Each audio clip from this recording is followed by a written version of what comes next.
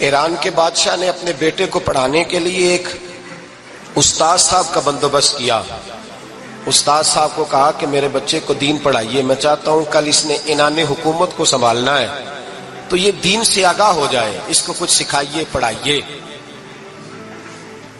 بہت نیک بزرگ بڑے درویش عالم پڑھانے لگے، اسباق مکمل ہو گئے، دین کے اسباق قرآن مجید پڑھایا، احادیث طیبہ کا درس دیا، اصول فقہ سے روشناس کرایا. جب بچے نے مکمل تعلیم حاصل کر لی اور آمین ہو گئی، دستار ہو گئی، فارغ ہو گئے، تو پھر ایک دن استاد صاحب نے کہا بیٹے کل تم نے ضرور آنا ہے، کچھ بات کرنی ہے. شہزادہ گیا ملنے استاد صاحب سے. استاد صاحب نے کنڈی لگا لی، ہاتھ میں درہ پکڑ لیا، مار مار کے پورے وجود کو زخمی کر دیا. کوئی غلطی نہیں، کوئی بات نہیں، مارا. اب بچہ آیا آ کے بادشاہ سلامت سے کہا کہ ابا جی سمجھ نہیں آئی، بڑا مارا ہے استاد. تو سیانے تھے نا بادشاہ، یہاں تو قاری صاحب روز کٹہرے میں کھڑے ہوتے ہیں، مولوی صاحب آپ نے میرے بچے کو کیوں مارا ہے؟ آپ 8,000 کے مولوی ہیں، میرا کئی کروڑ کا بچہ ہے، سویرے بدل لیں گے. خبردار آپ نے بچے کو ہاتھ لگایا، اپنی حیثیت میں رہے معاذ. جو قومیں استادوں کو کٹہروں میں کھڑا کرتی ہیں وہ ترقی نہیں کر پاتی. جو استادوں کو کٹہروں میں روز کھڑا کرتے ہیں. کہا ابا جی بڑا مارا ہے. تو والد بڑے سمجھدار تھے، کہنے لگے بیٹا استاد باپ ہوتا ہے، وہ زیادتی نہیں کرتا، کوئی بات ہوگی میں تیرے استاد کو کٹہرے میں نہیں بلاؤں گا. اماں سے بات کی، اماں کہنے لگی بیٹا میں تیرے باپ سے کیسے بات کروں، ڈر آتا. وقت گزر گیا، 22 سال بیت گئے، 22 سال گزر گئے. بادشاہ کا انتقال ہوا، شہزادہ تخت پہ بیٹھا. پہلا حکم یہ دیا کہ میرے استاد کو بلاؤ. پہلا حکم. استاد جی بوڑھے ہو گئے تھے، چھڑی کے اوپر ٹیک لگا کے آئے اور بھویں سفید ہو کے جھک گئی تھیں. یوں آنکھ کھول کے بڑی مشکل سے دیکھا، کہنے لگے شہزادے حکم ہو. کب میں شہزادہ نہیں، اب میں بادشاہ بن گیا ہوں. استاد جی 22 سال بیت گئے، آپ نے مارا تھا، پر وہ درد چونکہ زیادتی کی تھی، میرا قصور کوئی نہیں تھا، تو نہ میری روح سے درد گیا ہے نہ میرے جسم سے گیا ہے. میں بے اختیار تھا، پوچھ نہیں سکتا تھا، آج با اختیار ہوا ہوں. سب سے پہلے پہلا حکم آپ کو دیا، بلایا ہے، بتائے کیوں مارا تھا، کیوں مجھے مارا تھا، میری زیادتی بتائے. تو استاد بوڑھے استاد کی آنکھیں آنسوؤں سے بھر گئیں. کہنے لگے بیٹے بس آج کے دن کے لیے مارا تھا، یہ جو دن آ گیا نا میری زندگی میں اس لیے مارا تھا، یہ میں چاہتا تھا میری زندگی میں وقت ہے، آج کے بس میری مراد پوری ہو گئی. کہ صاحب کس لیے، مجھے بھی سمجھائیں. آپ فرمانے لگے کتنی دیر ہو گئی تجھے مار کھائے ہوئے، کتنا زمانہ بیت گیا؟ کہنے لگا 22 سال. فرمایا زخم بھولے تو نہیں، درد ختم تو نہیں ہوئی، تمہیں بات 1 منٹ کے لیے بھی تمہارے حافظے سے محو تو نہیں ہوئی؟ کہ استاد جی روز رات کو یاد آتی، روز خیال آتا تھا. استاد کہنے لگے بھائی تو بے اختیار تھا، پوچھ نہیں سکا، 22 سال تجھے یاد رہا، مجھے پتا تھا تو ایک دن حکمران بنے گا، میں نے تجھے اس لیے مارا تھا کہ بیٹے یاد رکھنا، کسی پہ ظلم نہ کرنا. اگر تجھے 22 سال تک یاد رہا ہے تو جس پر تو ظلم کرے گا اسے بھی قیامت تک یاد رہے گا. اور یہ یاد رکھنا تو آج با اختیار ہوا تو تو نے مجھے بلا لیا ہے، قیامت کے دن غریب با اختیار ہو جائیں گے، مظلوم با اختیار ہو جائیں گے. وہ با اختیار ہوں گے للہ الواحد القہار، رب کریم کی بارگاہ کے اندر ان کا اختیار ہوگا، اکیلے اللہ کی حکمرانی ہوگی. پھر وہ بلائیں گے بڑے بڑے کج کلا، دنیا میں جن کی پگڑیاں اونچی تھی وہ سر جھکائے کھڑے ہوں گے. دنیا میں جو ڈکٹیٹر بنتے تھے ان کی پشتیں لال ہوں گی، ان کو غدار لکھا جائے گا، قیامت تک نہیں بھولے گا. ظلم کرنا تو سوچ سمجھ کے کرنا، نہ کرنا جتنا تم سہ سکتے ہو، اتنی زیادتی کرنا جتنی قیامت میں تم برداشت کر سکتے ہو. میرے نبی کریم صلی اللہ علیہ وسلم نے فرمایا ظلم سے بچو، یہ قیامت کے اندھیروں میں سے ایک اندھیرا ہوگا. زندگی میں زیادتی نہ کریں. اگر تھوڑی دیر کے لیے کوئی چیز برداشت کر جائیں گے تو وہ فائدہ دے جائے گی، کچھ دیر کے لیے اگر سہ جائیں گے تو نفع مل جائے گا. سہنے کی کوشش کریں لیکن زیادتی نہ کریں. نظر کو، سوچ کو، ذہن کو پاک رکھیں. اور میرے بھائی زندگی پوری ظلم سے بچیں، زیادتی سے بچیں. امیر المومنین حضرت جناب سیدنا عمر فاروق رضی اللہ تعالیٰ عنہ رات گھر میں تھے تو رونے لگے، بڑی دیر تک روتے رہے. والدہ اٹھی تو صاحبزادے سے کہنے لگی پتہ کرو تمہارے باپ کو کیا مسئلہ ہے۔ شہزادے آئے، کہنے لگے امیر المومنین والد گرامی کیا ہوا؟ تو حضرت عمر فاروق کہنے لگے بیٹا اپنی اماں کو بلاؤ۔ والدہ آ گئیں، کیا بات ہے؟ کچھ طبیعت خراب ہے تو حکیم کا بندوبست کیا جائے۔ تو حضرت عمر کہنے لگے کچھ بھی نہیں، آج مسجد سے نکلا ہوں تو نبی پاک کے صحابہ میری تعریفیں کر رہے تھے۔ یہ حضرت فاروق اعظم کے وصال کے قریب کے دن ہے۔ تعریف تو حضرت یہ رونے کی بات ہے کہ خوش ہونے کی؟ آپ فرمانے لگے نہیں، سوچتا ہوں باہر تو میں اچھا رہا ہوں، پتہ نہیں گھر میں ہی کوئی زیادتی نہ ہو گئی ہو، پتہ نہیں تمہارے ساتھ بھی میرے معاملات ٹھیک تھے کہ نہیں، صحابہ تو تعریف کرتے ہیں، رو رہا ہوں تمہاری وجہ سے نہ الجھ جاؤں، بیوی ہی نہ کہے میرا حق ہی ادا نہیں کیا۔ یہ لفظ کہتے کہتے پہاڑ ہے یہ شخص، کیسر و کسرا کانپتے ہیں۔ حضرت عمر رو پڑے، بی بی سے کہنے لگے مجھے اللہ کی رضا کے لیے معاف نہیں کر دیتی؟ میرے اوپر بوجھ تھا امت کا، میں ساری رات مدینے کی گلیوں میں پھرتا تھا، دن سارا مسجد میں گزرتا تھا، میں تجھے وقت نہیں دے پایا، معاف نہیں کر دیتی؟ تو زوجہ کہنے لگی نہیں عمر، میں نے بھی زندگی میں اپنا کوئی سکھ چین نہیں دیکھا، کوئی چاؤ پورا نہیں کیا، میں کیسے معاف کر دوں؟ میں نہیں معاف کرتی۔ حضرت عمر زمین پہ بیٹھ گئے، رونے لگے، کہنے لگے چل معاف کر دے۔ کہنے لگی ایک وعدہ کرو، قیامت کے دن رب کریم کی بارگاہ میں میری سفارش کرو گے؟ اللہ کی بارگاہ میں عرض کرو گے کہ اللہ اچھی تھی، مجھے کپڑے دھو کے دیتی تھی، روٹی پکا کے دیتی تھی، میری عزت کی محافظ تھی؟ جناب عمر کہنے لگے تیرے ساتھ وعدہ ہے، رب اپنے فضل سے عمر کو جنت دے گا تو عمر تجھے جنت میں ساتھ لے کر کے جائے گا، تیرے ساتھ وعدہ ہے۔ میرے بھائی جن کے دلوں میں احساس تھا کہ ہم سے کوئی زیادتی نہ ہو جائے کسی جگہ، وہ تو یہاں تک معاملہ کرتے تھے، یہاں تک ان کا خیال رہتا تھا۔ عزیزو، ایک تو نظر میں حیا پیدا کریں، والدین کی بہت بڑی ذمہ داری ہے۔ لاکھوں بچے مرضی کی شادیاں کر رہے ہیں، ہزاروں گھر اجڑ رہے ہیں، یہ وہ والا زہر ہے جو ہر گھر میں تیزی سے پھیلتا چلا جا رہا ہے۔ پہلے ہم کہتے تھے کہ بچہ باہر نہ نکلے، اب کہتے ہیں اللہ کہیں موبائل لے کے تنہا نہ بیٹھ جائے، کہیں تنہا نہ بیٹھ جائے، کیا بنے گا اس کا اگر یہ گندگی اور یہ ایسا نشہ ہے جو اجاڑ کے رکھ دیتا ہے انسان کی توانائیوں کو۔ ایک تو ذہن کو، طبیعت کو پاک رکھیں، دوسرا زیادتی کبھی نہ کریں۔ یہ دو سبق اگر امت کو یاد ہو جائیں تو پھر معاشرہ بڑی تیزی سے اصلاح پذیر ہوگا۔ نہ دیکھو دنیا کیا کہتی ہے، یہ دیکھا کرو رسول اللہ کیا کہتے ہیں۔ نبی پاک چھوڑ دو ساری دنیا کے دھوکے، سارے فیشن، ساری رسومات، ساری تہمات چھوڑ دو۔ نبی پاک کی غلامی عزت ہے، حضور کی غلامی۔ یار بندہ بالکل بے عمل ہو نا، بالکل، تو میری طرح داڑھی رکھ کے پگڑی باندھ کے بس میں بھی چڑھ جائے تو کئی لوگ سیٹیں خالی کر دیتے ہیں، کہتے ہیں بزرگوں یہاں آ جائیں، حضرت جی یہاں آ جائیں، تو پھر عزت کس چیز کی ہوئی؟ سنت مصطفیٰ کی ہوئی نا، پھر عزت نبی پاک کی سنت کی ہوئی نا، وقار کی ہوئی نا۔ ایک صاحب، ایک بچے نے داڑھی رکھ لی تو مجھے آ کے کہنے لگے حضرت جی لوگ بڑے بڑے لقب دینے لگے ہیں۔ میں نے کہا کیا؟ کوئی کہتا ہے حضرت صاحب، کوئی کہتا ہے قاری صاحب، کوئی کہتا ہے حافظ صاحب، کوئی کہتا ہے علامہ صاحب۔ تو میں نے کہا تیری موج نہیں بن گئی؟ 4 سالوں میں حفظ ہوتا ہے، تجھے مفت کا لقب مل گیا ہے، درس نظامی 8 سال میں ہوتا ہے، مفت کا علامہ بن گیا ہے، تجھے وقار نہیں دے دیا اللہ تعالیٰ نے؟ عزت، میرے اعلیٰ حضرت فرماتے ہیں عزت صاحب طبقات کہتے ہیں۔ میرے مصطفیٰ کریم سید عالم صلی اللہ علیہ وسلم کے وصال ظاہری کے ایام قریب آئے تو حضور نے سرخ پٹی باندھی، تیز بخار ہے نبی کریم کو، 2 صحابہ سہارا دے کے مسجد میں لائے، نبی پاک علیہ السلام کو بظاہر سہارا دے کے لایا گیا۔ کریم رسول نے لوگوں کو جمع کیا، حضور آج کیا ہونے والا ہے، آج کیا کہا جائے گا، آج کس لیے میٹنگ بلائی ہے؟ نبی کریم کے کل صحابہ جب مسجد میں جمع ہوئے تو کھچا کھچ مسجد بھری ہے۔ وصال ظاہری سے چند یوم پہلے کی بات، نبی پاک نے فرمایا آج تمہیں کوئی جہاد کی ترغیب نہیں دینی، آج کوئی نیا پیغام نہیں دینا، آج تمہیں بتانا ہے کہ رب نے اپنے بندے کو اختیار دیا ہے، چاہے تو دنیا میں رہے، چاہے تو اس کی بارگاہ میں حاضر ہو جائے۔ اس عبد نے بارگاہ ربوبیت کی طرف لوٹنے کا ارادہ کر لیا ہے۔ حضرت صدیق اکبر رونے لگے تو صحابہ نے کہا تمہیں کیا ہوا؟ کہنے لگے سمجھ نہیں رہے، کسی کی بات نہیں کر رہے، نبی پاک تو اپنی بات فرما رہے ہیں، اس نے جانے کا ارادہ کر لیا۔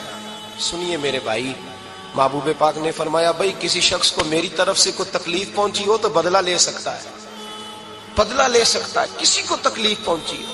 صحابہ پھوٹ کے رونے لگے، محبوبہ کرم ہی کرم ہوا ہے، रहमत ही रहमत आई।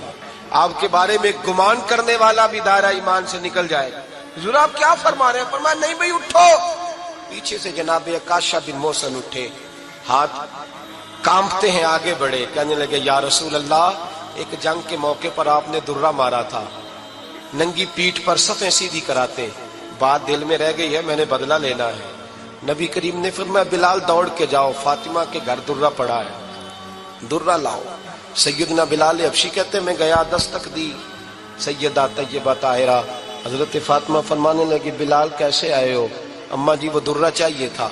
सैयदा को तशवीश हुई, कहने लगे बिलाल ना तो जंग पे जाना है, ना जिहाद है, ना कोई ऐसा मौका है, हुजूर की तो तबीयत मुबारक मज़ाहर बड़ी अलील है, दुर्रा क्या करेंगे? हजरत बिलाल अर्ज करने लगे अम्मा जी एक सियाबी बदला लेने लगे हैं, साहिब तबकात ने जुमले लिखे हैं, कहते हैं बीबी साहिबा ने दुर्रा भी दिया और इमाम हसन हुसैन को भी बाहर निकाला।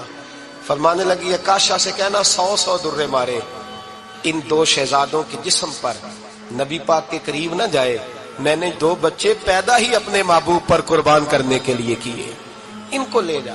हजरत बिलाल कहते मैं 2 शहजादे लेके आया, और जब दरवाजे में मैं लेके पहुंचा तो नबी पाक ने देखा तो आंखों में आंसू आ गए। फरमाया इनको बिठा दो, मुझे पता है फातिमा ने क्या कह के भेजा है।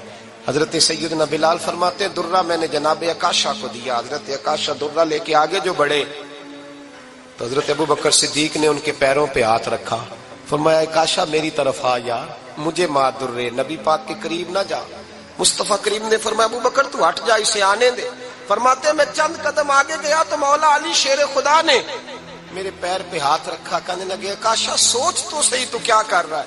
हुजूर ने फरमाया अली हट जाओ, मेरा और उनका मामला है।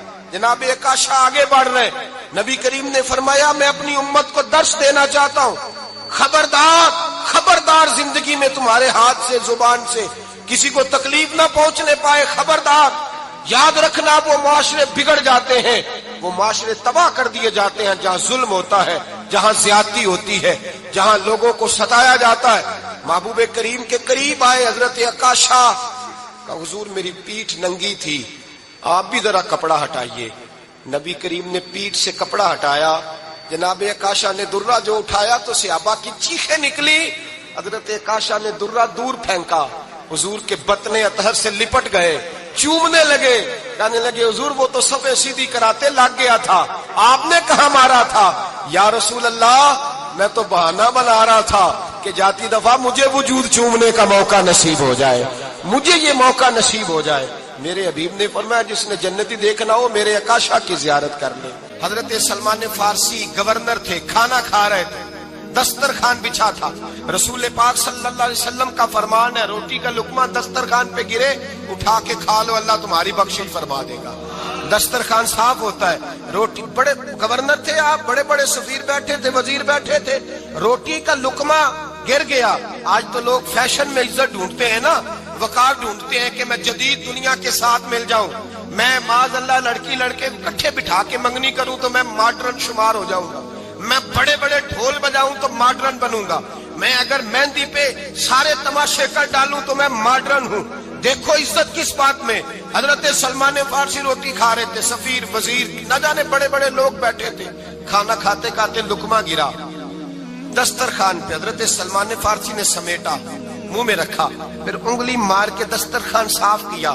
एक सहाबी कान में कहने लगे सलमान क्या कर रहे हो, क्या कर, आप गवर्नर है, सोचिए तो सही, ये लोग क्या कहेंगे दुनियादार के मुसलमानों को रोटी नहीं मिलती, उठा उठा के खा रहे। कान में बात की, कान में। हजरत सलमान फारसी कान में जवाब दे सकते थे, कह सकते थे नहीं ऐसे ही करना है, उन्होंने कान में बात की, लेकिन जनाब सलमान फारसी आला ऐलान बोले, कहने लगे इन 4 5 6 दुनियादारों के लिए मैं अपने नबी का तरीका छोड़ दूं, अपने रसूल की सुन्नत छोड़ दूं?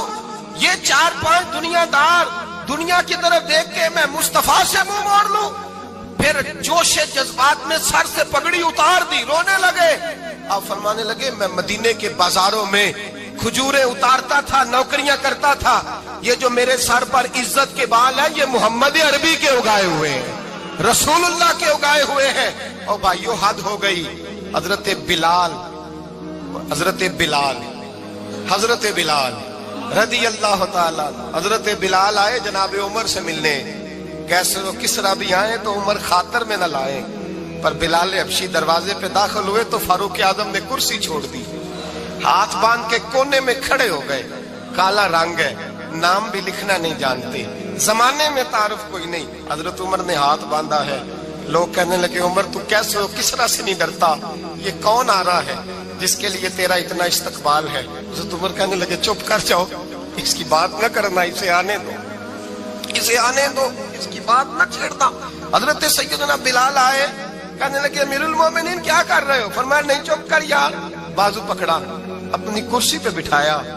हजरत बिलाल कहने लगे हुजूर मैं गुलाम हूँ, मुझे तो तरीके भी नहीं आते इन कुर्सियों पे बैठने के, मैं तो गरीब माँ का बेटा, गुलाम बाप की औलाद, सलीकन, ये आप क्या कर रहे हैं। तो हजरत उमर कहने लगे बिलाल था तो तू गुलाम ही, पर जब से मुस्तफा का गुलाम बना है तू हमारा इमाम बन गया है, अब तू इमाम है रसूलुल्लाह की उम्मत का।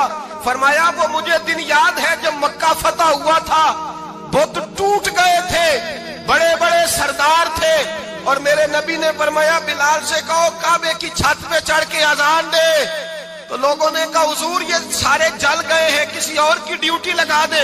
हुजूर ने फरमाया चुप करो, बदर में मार खा के अजान पड़े तो बिलाल, ओहद में पत्थर बरसे अजान पड़े तो बिलाल, तपते सहराओं में पड़े तो बिलाल, हर जगह मार खाए तो बिलाल। और आज अगर अल्लाह ने इज्जत दी है तो मैं लोगों को देख के बिलाल को इज्जत ना दूं। मैं बताना चाहता हूं कि रसूलुल्लाह की गुलामी में इज्जत है। फरमाया कोई ऊपर नहीं चढ़ेगा, अबू बकर भी नीचे, उमर भी नीचे, उस्मान और अली, तलहा और जुबैर भी नीचे। आज ये हबशी गुलाम काबे की छत पे चढ़ेगा और मैं दुनिया को बताऊंगा कि असल इज्जत उसी के पास होती है जो रसूलुल्लाह का गुलाम हुआ करता है। हजरत बिशर आफी रहमतुल्लाह अलैह से सारा जमाना प्यार करता था। बगदाद का एक ताजर कहता है मुझे नहीं बाबा अच्छा लगता था। हमारा अपना अपना ज़हन है ना, हम कहते हैं मैंने जिधर सारी दुनिया जा रही है वहां नहीं जाना। कहते हैं कि वो बाबा मुझे नहीं अच्छा लगता था, हालांकि सारा बगदाद इज्जत करता। क्यों नहीं अच्छा लगता था? कहते इसलिए कि बाबा ना सिर्फ फर्ज मस्जिद में पढ़ता था, बाकी नमाज घर जा। तो मैं कहता था इतना वली है तो बाकी भी मस्जिद में पढ़े। कहते एक दिन मैंने कहा जसूसी करनी है इसकी, जो कि इस्लाम में मना है। कहते हजरत बिशर आफी रहमतुल्लाह अलैह ने जुमे के फर्ज पढ़े, फर्ज पढ़ के निकल गए दौड़ के। फरमाते मैं पीछे हो गया, मैंने कहा आज मैंने सुन्नतें छोड़ दी हैं पर इसका पता करना है, सुन्नत नफल बाद में पढ़ूंगा। कहते हैं हजरत बिशर आफी जल्दी से ना एक कबाब वाली दुकान पे गए, वहां से कबाब खरीदे। और मैंने कहा बूढ़े की उम्र देखो और इसके जायके देखो, इस उम्र में भी कबाब खाएगा। ओए होए, मौलवी को रोटी ने सताया था इसलिए सुन्नत और नफल छोड़ आया है।